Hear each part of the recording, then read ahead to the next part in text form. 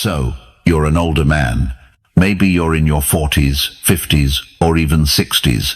You've seen the world, built a life, maybe even survived a few heartbreaks. And then along comes this young woman, vibrant, full of life, a little wild, a little mysterious. And for some reason, she gives you attention, not just polite small talk, but real attention. And suddenly, whether you admit it or not, you start feeling alive in a way you haven't yet in a while. It's flattering. It's exciting. And it's exactly where most men start making mistakes they don't even realize they're making. You see, there's something very specific that happens when an older man is drawn to a younger woman. He forgets that he's already complete. He forgets that all the years, the battles, the lessons, those are his power. But in that rush of dopamine, he starts adjusting. He starts softening his edges, shrinking himself down, trying to fit into her world, instead of standing solid in his own. And that's when the dynamic flips. She stops seeing a man and starts seeing a guy trying to impress, trying to be cool, trying to win her. And just like that, the attraction disappears. This video isn't about judgment. It's about clarity. It's about helping you keep your dignity, your masculinity, and your self-respect intact in the face of temptation, admiration, or even genuine connection. We're going to talk about what not to do when you're in the presence of a younger woman, and how a stoic man, a grounded man, a man in full possession of himself would approach this entire situation differently. These aren't just dating tips. They're life strategies. So if you're tired of being confused, manipulated, or thrown off course by someone who hasn't even lived half your life yet, this is going to be a wake-up call. You didn't. I know you need it. Stick around, because by the end of this, you're going to see exactly where men fall and how. You can rise by doing less, not more. Number 1. Don't try to be her age. You're not her peer. One of the most common mistakes older men make when engaging with younger women is trying to shrink themselves down to her world, trying to talk like her, dress like her, or pretend they get her pop culture references. It usually starts from a good place, a desire to connect, to relate. But what actually happens is the complete opposite. You lose the very thing that made you interesting in the first place.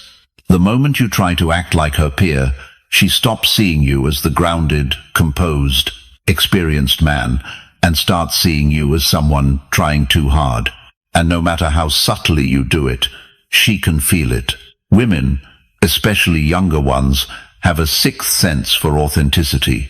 When an older man tries to be cool by mimicking her lifestyle, it feels off, not because of the age gap, but because of the insecurity underneath. The reality is your age is not your disadvantage, it's your edge. You've lived, you've failed, you've risen again. You carry something she doesn't even understand yet presents, a deep, unshakable presence that only comes from time in the trenches of life. That's what draws her in, not your ability to name some trending TikTok dance or quote her favorite Netflix show. But too often, older men feel they have to keep up, when in fact, the most attractive thing you can do is slow down, be still, be solid. Let her run her youthful energy around you while you stand firm in your center. Let me give you a real-world example. Imagine you're on a date, and she mentions how obsessed she is with some 23-year-old influencer. You could pretend you know who that is, laugh along, maybe even pull out your phone and fake scroll like you follow them too. Or you could simply smile and say, I don't follow that stuff much. I'm more into conversations that don't disappear in 24 hours. But one sentence, that's strength, that's difference, that's mystery. And that's exactly what catches her off guard in the best way possible. Not because you're trying to be her, but because you're reminding her you're not. That's the paradox. The moment you stop trying to be relatable, you become magnetic. Number 2, don't become her emotional sponge. Another trap older men often fall into is becoming the emotional sponge for a younger woman, absorbing all her chaos, confusion, and childhood wounds in the name of being there for her. It starts innocently enough. She opens up about her past. Maybe her ex treated her badly. Maybe her parents were never around. Maybe she's working on herself. And because you're older and emotionally mature, you listen, you want to help. You feel like, maybe, just maybe, she sees something in you she can't find in boys her age. But slowly, you find yourself being her therapist, her emotional dumping ground, her midnight phone call when life feels overwhelming. And deep down, you think this is building a connection. You think, if I'm the one who understands her, she'll choose me. But the truth, that's not romantic bonding, it's emotional outsourcing. Especially younger ones will often unconsciously gravitate toward or older men for a sense of stability. But if you confuse emotional caretaking with attraction, you'll get stuck in the most frustrating position possible, the friend zone dressed up as intimacy. You'll hear about her bad decisions, her confusing dates, her mental health spirals, but none of it will lead to respect or desire. Why? Because a Stoic man doesn't entangle himself in drama to feel needed. He provides calm by simply being calm. He listens without rescuing. He offers insight without investment. There's a difference between being emotionally available and emotionally absorbent. One is grounded, the other is needy dressed up as nice.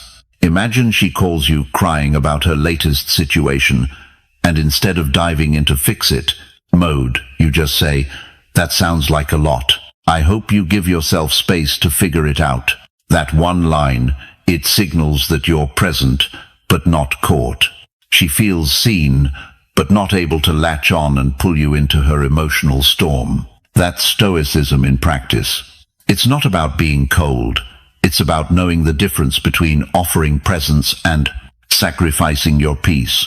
A man who's mastered his emotions doesn't let someone else's turbulence pull him off course, no matter how pretty the storm looks. Number 3, never chase her validation. Let's talk about a mistake that quietly kills the respect dynamic between an older man and a younger woman chasing her validation. It doesn't look like desperation at first. It starts subtle. You compliment her one more time than she deserves. You wait longer for her replies. You soften your standards just to keep her interested. You change your tone. You filter your truth. All for one thing, her approval. But here's the thing, the moment you need her validation, she loses interest. You're not just a man anymore. You become a performer. You stop leading and start pleasing. You're not in your masculine. You're orbiting her emotional world like a moon desperate for gravity. That's not attraction. That's erosion. And for a younger woman, someone still learning who she is, still exploring her identity, this becomes a power game. Not always consciously, but instinctively. She senses when your center is off balance, when you're bending instead of standing. And instead of admiring your flexibility, she starts to test more, pull back, go cold, just to see if you'll chase again. You don't win her respect by being agreeable, you win it by being centered. Stoicism teaches that a man's value is not dependent on how others see him, but on how he sees himself.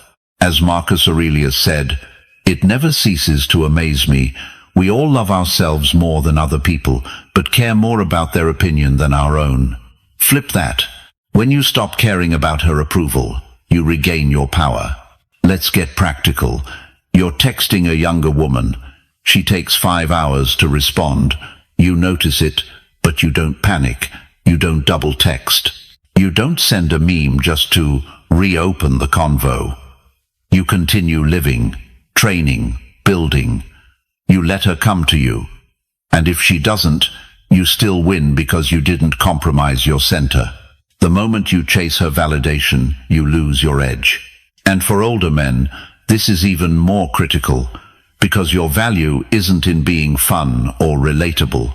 It's in being grounded, unshakable. That's what draws her in the contrast. your emotional stillness against her chaotic curiosity. Here's the deeper issue. Most older men chase validation because they fear irrelevance. Society whispers, "You're too old to compete." So when a younger woman shows interest, they overinvest. They think, if I lose her, I won't get another chance like this. That's scarcity talking, not truth. You're not losing a chance, you're dodging a trap. Validation chasing also leads to self-betrayal. You start agreeing with things you don't believe in. You laugh at jokes that aren't funny. You tolerate behavior that insults your standards, all to keep the peace. But here's the paradox: peace at the cost of your identity isn't peace. It's self-erasure. And women can feel it, especially younger ones. They're drawn to older men because they want someone who won't bend to them, someone who teaches through energy, not through lectures. When you stop chasing her validation, you give her something far more magnetic, something to prove herself to. Let me tell you about Tom. Tom's 48, divorced, successful. He started dating a 28-year-old. At first, things were exciting. But he started overcompensating, planning expensive dates, complimenting her constantly, adjusting his beliefs to avoid arguments. And slowly, she started pulling back, less engaged, less respectful. One day she told him, "I just don't feel that spark anymore." What she really meant: you lost your edge. After the breakup, Tom shifted. He stopped performing. He started working out again, built a new business branch, reconnected with his mission. Months later, the same woman reached out. And this time, he wasn't the same man. He didn't need her approval. He had become the man he should have been from the start. And she could feel it. That's the power of not chasing. That's Stoic strength in action. You don't need her to clap for you. You don't need her to agree. You don't even need her to stay. You just need to stay centered. And when you do, she'll either rise to meet you or fall away. Either way, you win. Comment below, "I lead from center," if you're done performing and ready to live in your truth. And don't leave yet, because what happens when you stop trying to impress might just flip the entire dynamic. Number 4, don't try to impress. Lead instead. You're not here to impress her. Let that sink in for a second. Because everything in modern dating screams the opposite. Flashy dinners, clever text games. What do I say to make her like me? But if you're an older man dealing with a younger woman, trying to impress her is exactly what drains your presence and destroys your edge. Here's why. The moment you shift from leading to impressing, you move from masculine to performative. You make her the judge. You make yourself the contestant, and that subtle shift changes everything. Now you're not holding the frame. You're asking her to hold it. That dinner reservation you rushed to make, that new shirt you bought just because it might catch her eye, that carefully worded compliment you hesitated to send, she can feel all of it. Not in the details, but in the energy. And that energy says, "I hope this works." That's not attractive. That's insecure. Now don't get it twisted. Leadership doesn't mean domination. It doesn't mean barking orders or acting superior. It means direction, presence, stability. And when you're with a younger woman, especially one who's used to emotional chaos from guys her age, what she's secretly craving is someone who doesn't wobble, someone who doesn't need applause to move forward. You show that by leading. Leading isn't about being loud. It's about being decisive. You say, "Let's do this," instead of, "What do you want to do?" You move with certainty, not arrogance. You don't ask for permission to be masculine. You embody it. Let's flip the script with a real example. Imagine you're meeting a younger woman for coffee. Most older men try to impress right away, talk about their career, their cars, their travels. You don't. You sit down, relaxed, grounded. You ask her about her values. You listen without needing to agree or disagree. You don't talk to win. You talk to connect. You don't lead with flash. You lead with calm. And what happens? She leans in, not because you performed, but because you're anchored. You're not chasing her attention. you're commanding respect. Stoicism teaches this in every form. Epictetus said, "If you want to improve, be content to be thought foolish and stupid." Why? Because the Stoic man doesn't live to please crowds. He lives to align with principle. The same applies in dating. You don't shapeshift to fit what she wants. You live according to your direction. And if she aligns with that, great. If not, you keep walking. Here's what most men forget. Your job is not to impress Herods, to reveal who you are through how you act, how you hold eye contact, how you say no without flinching. That's leadership. That's real masculine energy. It's not loud, but it's unforgettable. And leadership extends beyond just decision-making. It's emotional leadership too.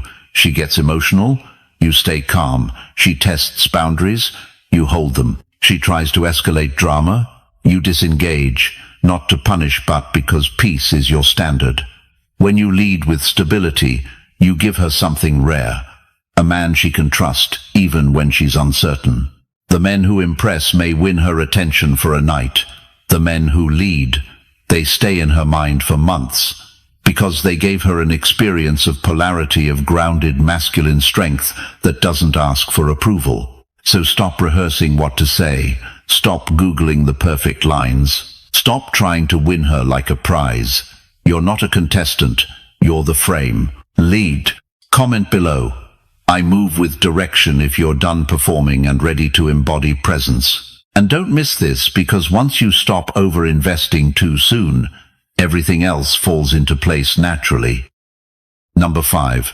Don't project long-term fantasies early. You just met her. She's beautiful. She's young. She's showing interest. And suddenly, your mind starts racing. What if this actually becomes something serious? You picture vacations, dinners with her family, maybe even marriage. You imagine what it would feel like to have someone this vibrant beside you long-term. You play out scenes in your head and none of them have happened yet. But your emotional investment is already real. That's the danger. Because the moment you start projecting a future with her too early, you stop seeing her clearly. You stop observing and start imagining. And that imagination becomes a trap. Here's why. You begin to respond to who you hope she is, not who she's actually showing herself to be. Every red flag becomes just a phase. Every gap in values becomes something we'll work through. You minimize what matters because you're addicted to the fantasy, and when that happens, she feels it. Not in your words, but in the energy. She feels the weight of your expectations. She feels your rush. And for a younger woman, that pressure isn't flattering, it's suffocating. She didn't ask to be your forever. She's just getting to know you. Let's ground this with something Stoic. Epictetus warned, when you are about to put your hand to something, remind yourself what it is. Dating isn't fantasy building, it's data collection, especially early on. Your job isn't to imagine where it could go, it's to pay attention to where it is, and most importantly, to see clearly. When you project too far ahead, you stop being present. And presence is everything. You miss key signals. You tolerate behavior you wouldn't accept from anyone else. You justify things like disrespect, inconsistency, or immaturity because you're already emotionally attached to a version of her that doesn't even exist yet. And here's what happens when you do that. You start to overcommit. You make sacrifices too soon. You shift your schedule. You neglect your priorities. You skip workouts. You cancel on your friends. You drop boundaries, all for the potential of something meaningful. But potential is fantasy. Patterns are reality. If her actions show you flakiness, immaturity, or selfishness now, that's who she is today, not the woman she could become in your mind. And no amount of projecting changes that. There's nothing wrong with having hope, but hope without observation becomes delusion. And for an older man, that kind of delusion costs more than it does for a younger one. You're not just risking feelings. You're risking your time, your energy, your mission. And that's a price you can't afford to waste. Let me give you an example. A guy named Dean, 52, successful, emotionally intelligent, started dating a woman in her mid-20s. She was playful, spontaneous, magnetic. Within 2 weeks, he told his friends, "I think she could be the one." He started changing his routine to fit hers, skipped business trips, reprioritized his finances to build a future. But she wasn't showing the same commitment. She'd cancel last minute, ghost him occasionally, say one thing, do another. And instead of confronting it, he romanticized it, told himself, she just needs time. Fast forward 3 months, she moved on. No warning, no closure, just disappeared. And Dean was wrecked not because of what he lost, but because of what he thought he had. He wasn't grieving her. He was grieving the future he created alone. That's what projection does. It builds castles in your mind that reality can't support. So what's the Stoic way? You stay rooted, you stay curious, but not committed too early. You observe patterns, not just potential. You slow the emotional pace even if the physical chemistry is strong. You don't imagine 10 years together before you've seen how she handles disappointment, stress, or conflict. Because attraction is easy, compatibility is tested. Instead of planning the future with her, watch how she behaves in the present. That's where the truth lives. Comment below. I live in the real if you're done fantasizing and ready to observe with clarity. And don't go anywhere. Because what happens when you stop being her option is something most men never learn in time. Number 6. Don't be her backup plan or emotional filler. Here's a hard truth most men don't want to admit. Sometimes you're not the main guy in her life. You're the just in case, the maybe, the emotional crutch she leans on when the guy she really wants isn't around. You become her therapist, her entertainment, her safety net, but not her priority. And if you're not careful, you'll confuse attention with affection. She texts you when she's bored, calls you when she's sad, flirts just enough to keep you around, but never fully commits. One day she's warm, the next she disappears for a weekend and comes back like nothing happened.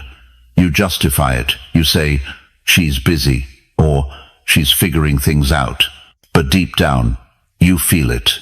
You're not her first choice. You're her convenience. And that should never be your position. Because here's the truth. Women don't fall for men they can lean on. They fall for men they can look up to. If she knows you'll always be there, no matter how little she gives in return, she stops valuing you.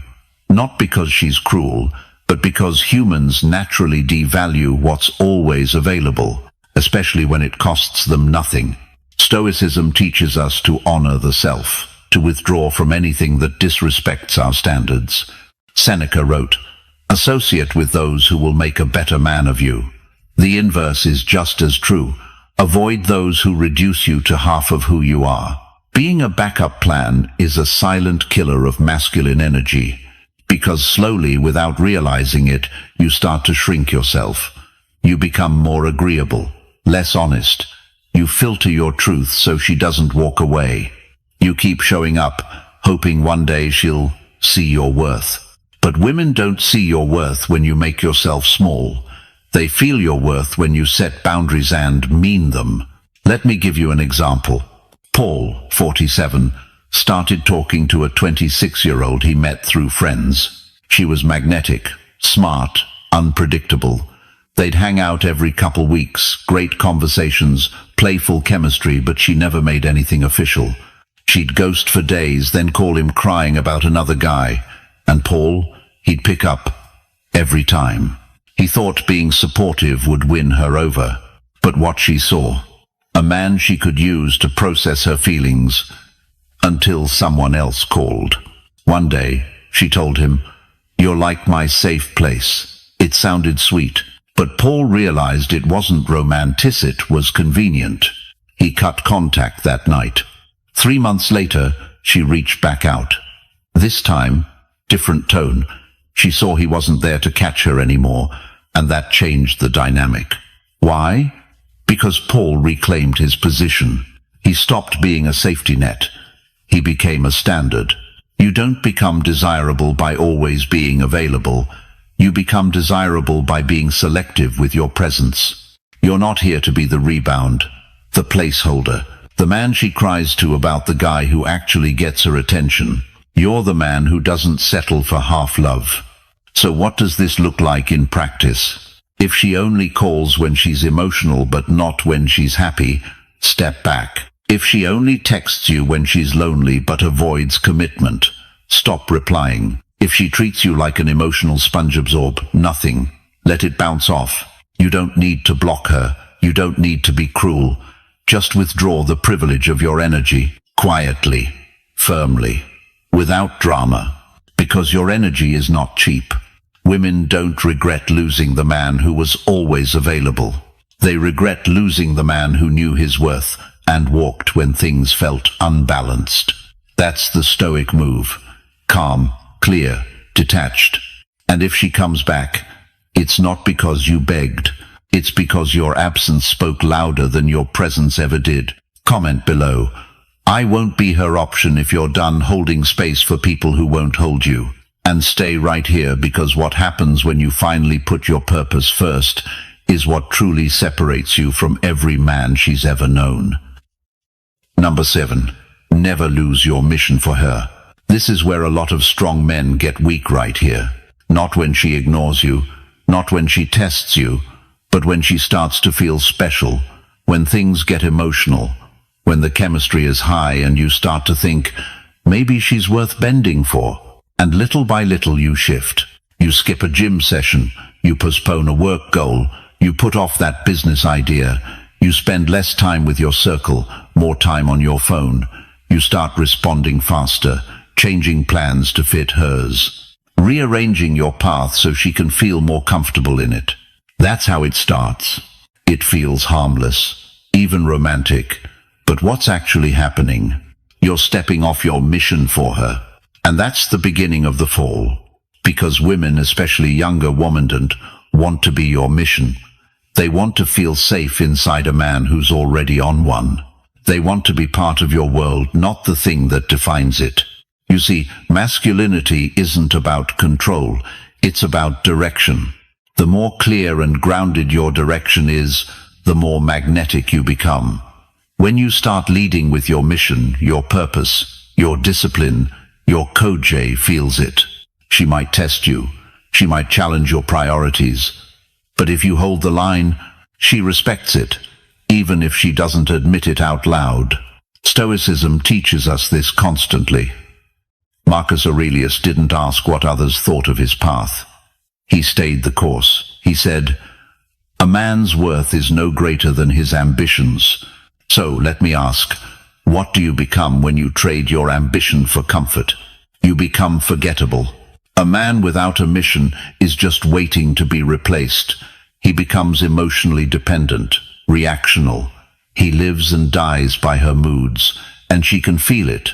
And once she feels that shift, once she becomes the center of your energy, she will either lose interest or, worse, lose respect. Let me show you how this plays out.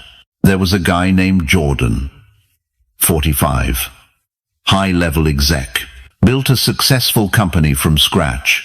He met a woman in her mid-20s, brilliant, playful, beautiful. She challenged him. He liked it. They got close. But over time, he started changing things. He skipped out on business trips, reworked his mornings to match her sleep schedule, delayed an investment because things were getting serious. From the outside, he looked like he was in love, but inside, he was drifting. He lost focus, he lost edge, and eventually he lost her. Why? Because she stopped feeling his leadership.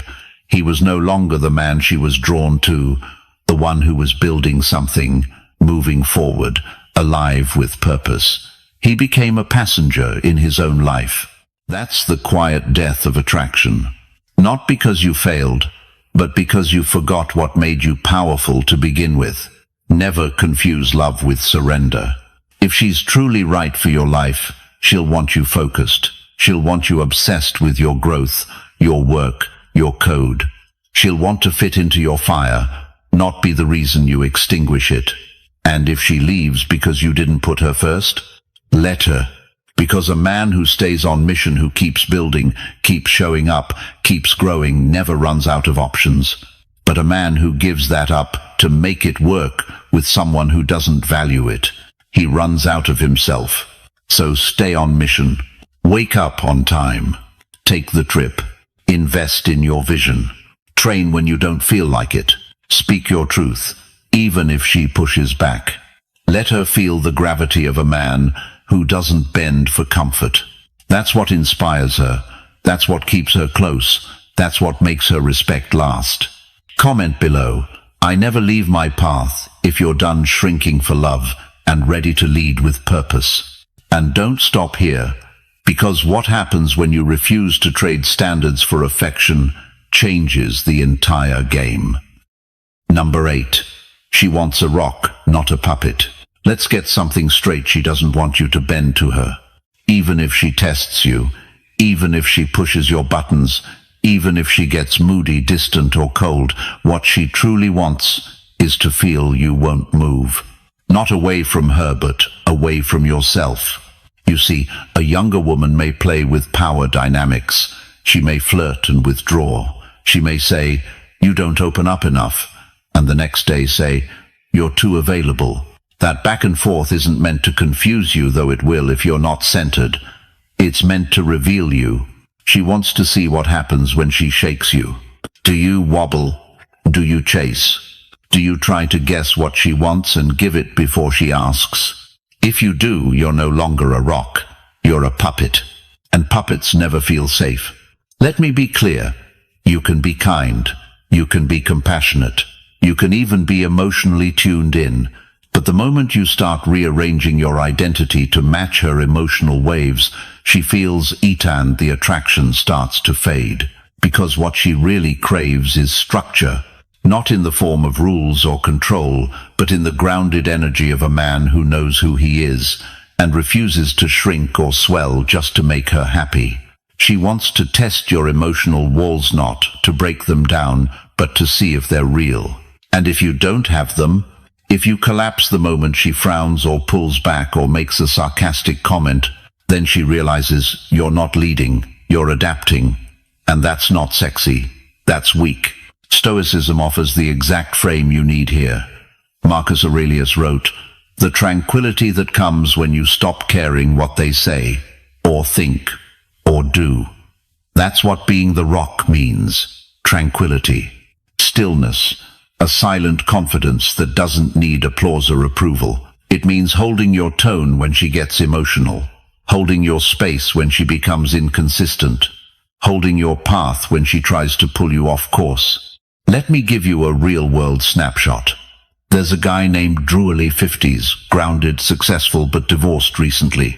He started dating a younger woman, mid-20s, energetic, unpredictable.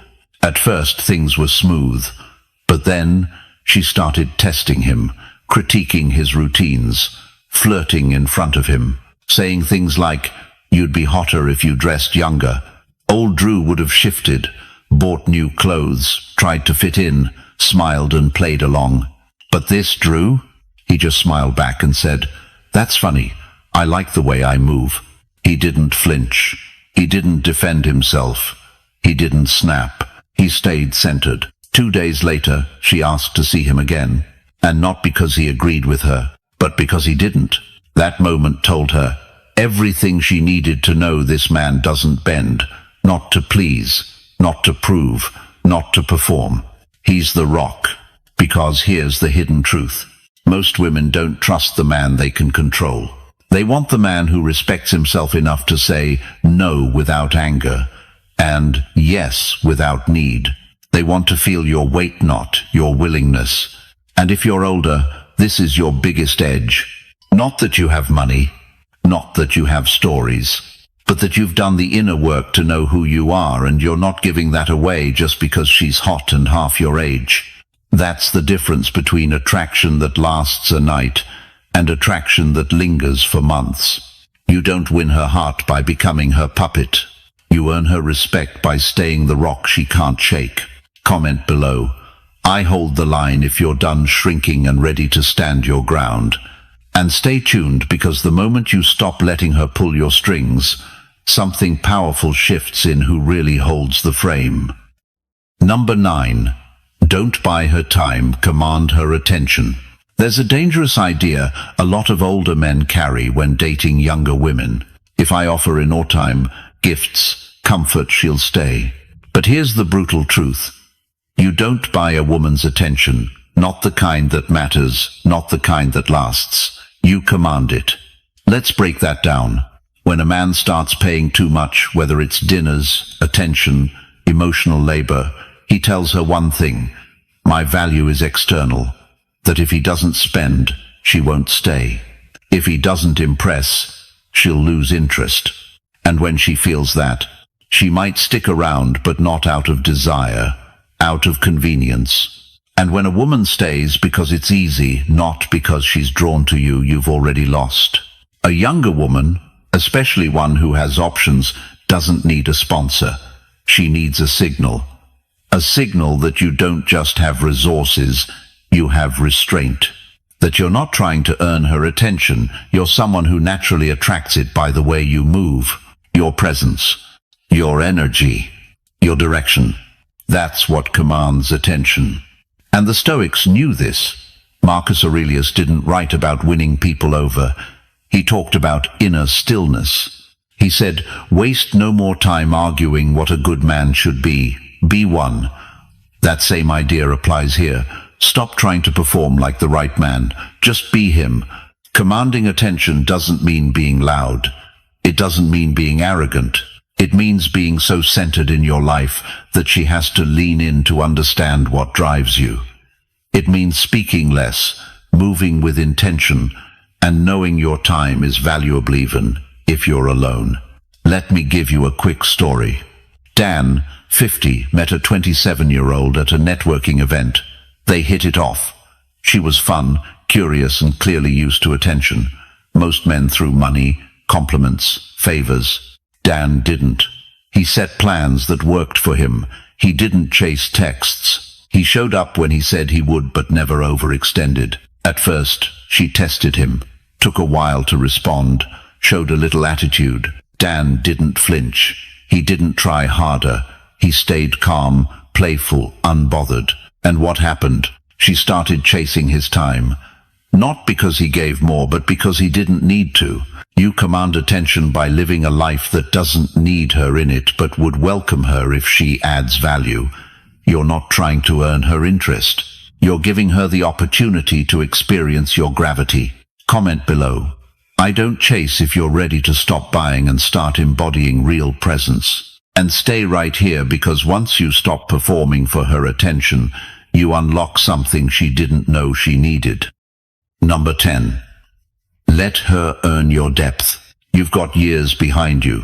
Lessons learned the hard way. You've been through heartbreak, wins, failures, doubt, rebuilding. You carry scars, visible or not, that younger men don't have yet. That's depth, and it's powerful. But here's the mistake too many older men make. They give that depth away too easily. You meet a young, beautiful woman.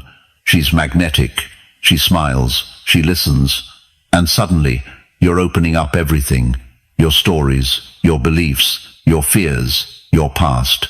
All laid out in front of someone who hasn't earned it yet. And you think that vulnerability will make her feel closer. But sometimes, it just makes you feel lighter and her feel overwhelmed. Because real connection isn't built on how much you reveal. It's built on what she proves she can handle. You don't owe her your story, not on the first date. Not because she's pretty, not because she seems different. She may be charming, curious, sweet, but your inner world is earned, not given. Let her show you she has emotional maturity. Let her show up consistently.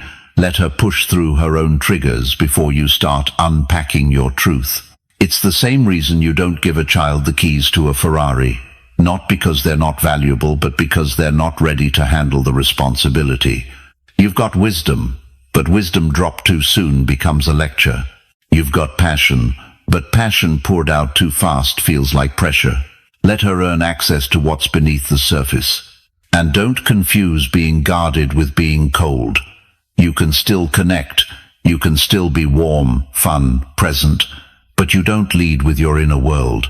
You don't try to be deep to impress her. You let time, behavior, and consistency reveal if she's even meant to go there with you. The Stoics would call this restraint, self-mastery. Seneca once said, "As is a tale, so is life. Not how long it is, but how good it is what matters." The same applies to connection. It's not about how fast you get deep, it's about how real it becomes when you do. And real depth can't be rushed. Let me give you an example. Mark, 53, met a 29-year-old artist. On their first few dates, she kept asking deep questions: childhood, trauma, philosophy. Mark felt tempted to open the vault, but he didn't. Not because he was hiding, but because he was listening. Instead of sharing his whole story, he flipped it. He asked, "How do you usually handle conflict?" He watched how she reacted when something didn't go her way. He paid attention not just to her answers, but her energy. Weeks later, after she'd shown emotional steadiness, integrity, and real curiosity, he opened up. And it landed. Because now she was ready. Now, she earned it. That's what makes your depth valuable. It's not how much you share, it's that not everyone gets to hear it. Comment below. I protect my depth if you're done giving your soul to anyone who smiles. That's it, brother. If you've made it this far, you're not like most men. You're not here just to chase attention or play surface-level games. You're here to lead, to grow, to master yourself. That's exactly what this channel is for. So if you felt any part of today's video hit where it needed, to subscribe right now. Not just to watch, but to walk with other men doing the same work. And if you want to go even deeper, if you want access to exclusive Stoic tools, longer form breakdowns, and a brotherhood of men who live by these values, join the Stoic Inner Circle. The link is below. You'll feel the shift immediately. Thanks for showing up today. And remember, you're not chasing her, you're building you. I'll see you right here tomorrow.